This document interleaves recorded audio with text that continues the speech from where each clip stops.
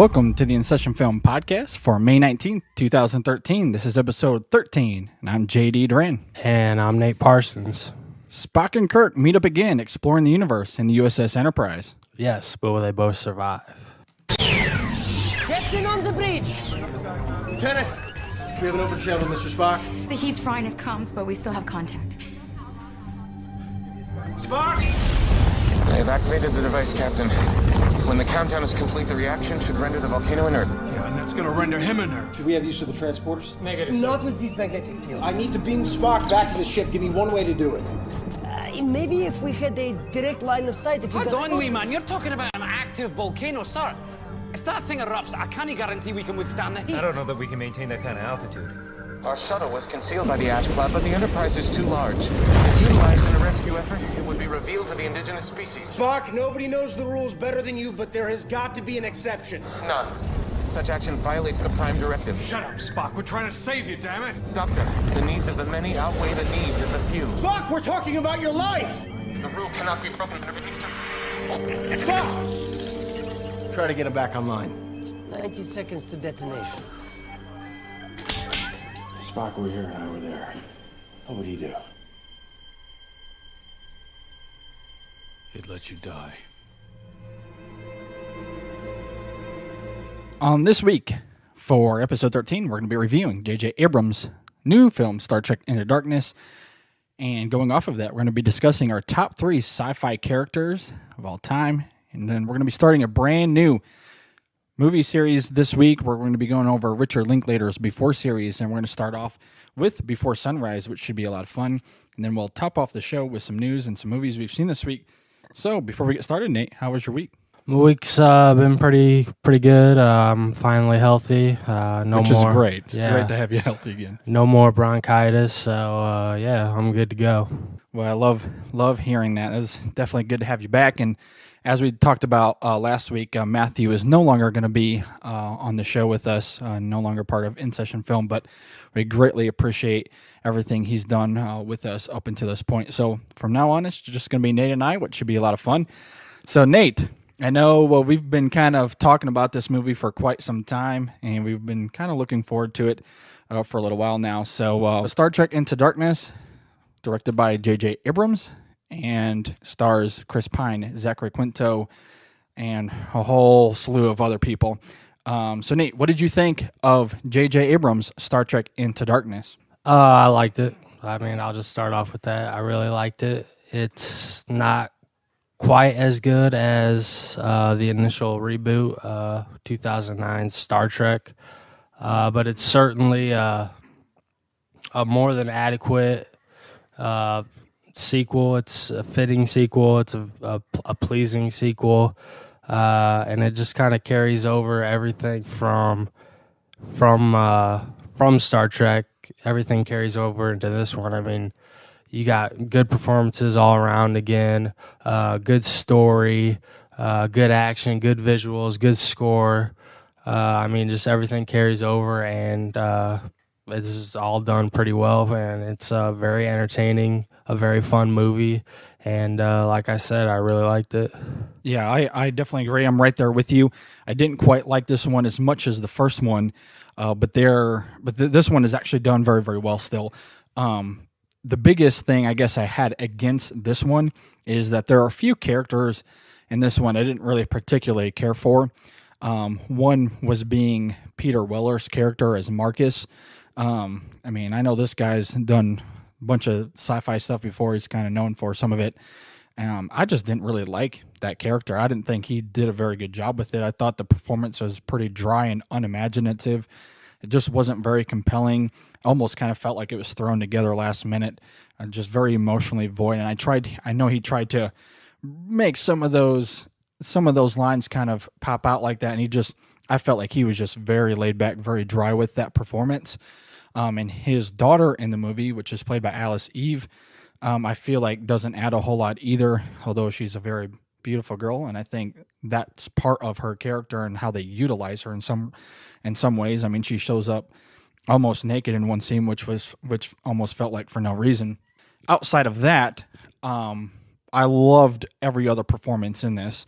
I loved what Chris Pine does with taking this character, it is very reminiscent of the first film in so many ways. And I love the interactions between him and Bruce Greenwood, which we talked about on our extra film segment this last week when we reviewed the first Star Trek movie that J.J. Abrams did. And he just does an absolute terrific job. And you know that his character, he's looking for greatness. He's looking to make a name for himself. But in this film, while he's trying to do that, he's also caring about the other people around him. And some of the people, in particular Spock, is blind to that, which I thought was an interesting take on the story. So, you know, there's a scene, as you heard in the movie clip, which, without spoiling anything, you know, there's a set of circumstances where he's kind of put into making a decision, and he's not going against protocol, or he's going against protocol. He's not doing what is quote unquote what's in the book, but he's doing what's right in his heart, what he feels like he should do in his gut. And there's a whole bunch of consequences that come from that, which I thought was a pretty interesting take on the character itself, which is really a lot of fun. And I think in that first 30 minutes where you see Kirk and the presence of Bruce Greenwood, there's some consequences now that he's having to face, as I just said, because of all of that. And within with where the Starfleet is going, with what they're wanting to do, is very different than what him and his character is wanting to do, which is an interesting take. And obviously you have the whole dynamic between him and Spock, who is very to the book.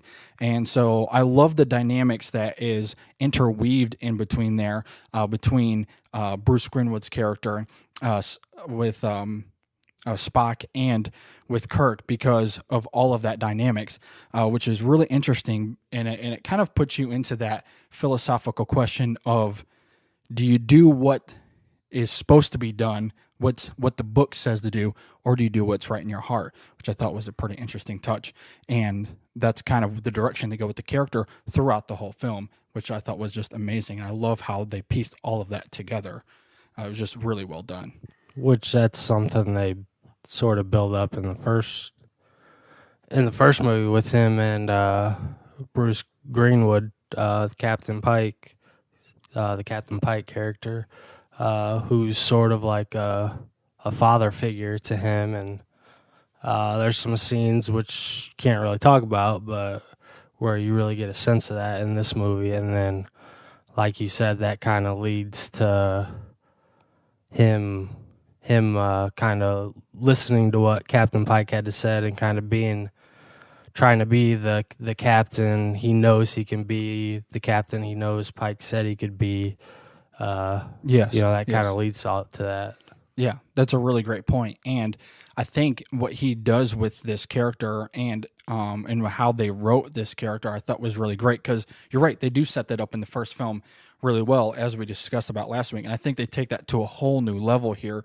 And where I think in the first film, you know, Kirk is still trying to figure out who he is. He's still trying to figure out what his role is and what his purpose is here. And I feel like in this film, he knows what he's wanting to do. And as I mentioned, I feel like he's really looking for something. Like, he's really looking for greatness and, you know, to kind of be the best captain that's ever been a part of Starfleet. Kind of, that's really what he's looking for. And in the middle of it, there's all these dynamics. And then the story really changes kind of suddenly when the villain, played by Benedict Cumberbatch, kind of comes onto the scene. And it's really difficult to really go into his character really without kind of spoiling a lot of things. But with what he does with that character, there's kind of some plot points, kind of, I don't know, I guess a third of the way into the film, where things all of a sudden start to change, and the emotional tone of the film changes dramatically. And there's so many emotions that are being pulled out of so many characters there. That there's so many different layers. It's really quite interesting, and it's an interesting take on all of that, especially coming from a sci-fi film, to have so many layers like that coming from all of these different characters. Yeah, and I just want to, you're talking about Benedict Cumberbatch. I just want to talk about him because he's an actor that nobody knows about, at least until now, but he plays Sherlock Holmes on the BBC series Sherlock, and he is fantastic. It's some of the best acting on TV, and I'm so glad that now more people will know his face, know his name, because he's excellent, and he is excellent in Star Trek Into Darkness. And like you said, there is a twist with his character, which this isn't an Iron Man 3 Mandarin twist. It's not anything like that at all. I mean, it's pretty. It won't. If you've paid any attention to this movie over the last year, there's no surprises here. It won't come as a surprise. The twist, but he just does a great job. He's very menacing. He just does a good job with the character. Yeah, and what I love about this is he plays the emotions so well. Yeah, and it's hard to really describe really what I mean by that without going into spoilers. But what he does with this character emotionally is what makes him so mysterious and what makes him so amazing in this film, because Kurt isn't sure what to think of him. He's not sure what to do with him. Now, as the story kind of unwinds, Spock finds out a little bit more about him, which is pretty interesting. But Kirk has no idea who this guy is, really, what's going on, and he's not really sure what to do because Benedict Cumberbatch plays that character so well, and that he's just so ambiguous, but at the same time so emotionally full that you're really drawn into what he's doing with that character. For the entire version of our podcast, be sure to subscribe to us on iTunes or on Stitcher, or check us out online at InSessionFilm.com.